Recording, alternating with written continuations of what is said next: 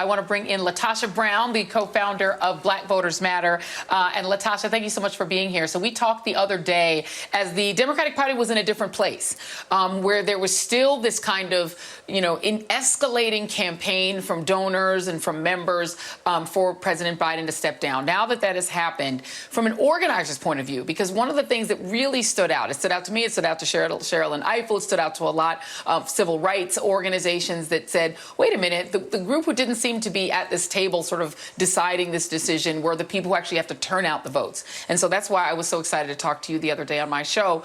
How are you processing, and how is your organization processing this news that President Biden will not be the nominee and that he has now endorsed Vice President Harris?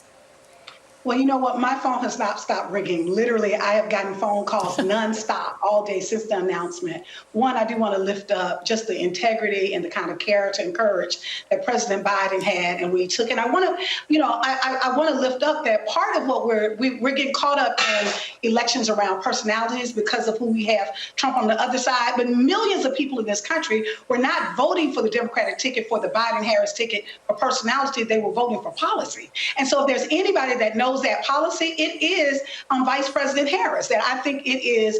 I've had so many people in the last hour to call and say, how do I sign up? What do I need to do? Tell me what I need to do. And so I think that the timing is actually really great. Three things. One, there's a level of excitement. I think that the party did need a sense of energy and excitement.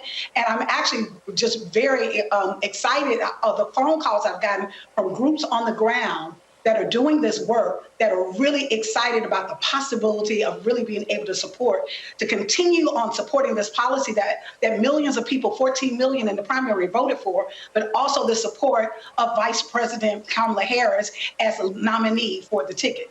The second thing is that I think that people really know right now, I think the best thing is to coalesce, to literally hunker down and do the work, because we don't need any confusion. We have to be unified. This is a unifying moment. And I think this is the best time, if we're thinking about like the timing, this is the best time. I often been saying, this is the year of the woman. Abortion, reproductive rights, reproductive justice, that is on the ticket. Young people needed to be reinvigorated. All of those things that they care about and concern about, that is actually what I think that Vice President Kamala Harris does very well. And so I think that this is a moment that what I am hearing from the people that we work with on the ground, they're super excited about the possibilities of this new shot of energy. And then many people have said, that here it is, Vice President Harris is a prosecutor, that we want to see the prosecutor go against the criminal. So I think that this is a really historic moment in this nation.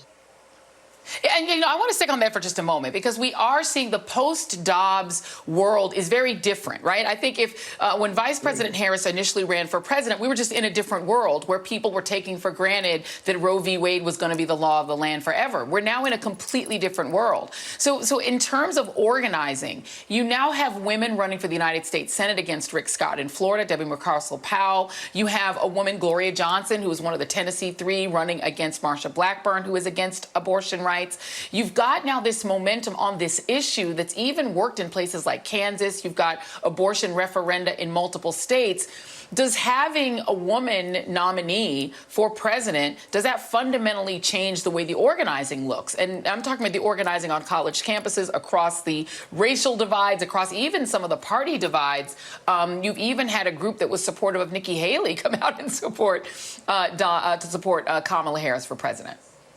Oh, absolutely. I think this is a game changer. I think we're seeing the realignment of the landscape. I think what we're seeing is, I think oftentimes when we're looking at politics in America, we're looking at the politics of the past. If you look at the Republican ticket and you look at Trump and Vance, that they are symbolic to the past America, the America that I think is long gone, that you have this racist trope that you're leading with this idea of white nationalist bravado, and that in itself is supposed to be the symbol of America. What I think Kamala Harris, Vice President Kamala Harris, represents is the current America, the new America, that this is the new America of coalition of Black people and white people and AAPI community and Indigenous community and Latino community. And then when you're talking about women and men and the LGBTQ community, I think she is the candidate that literally represents the swath of America and will be able to bring that coalition together. I also believe that because she has been working in the administration and people who have been supporting, like when we're talking about about policies that support poor people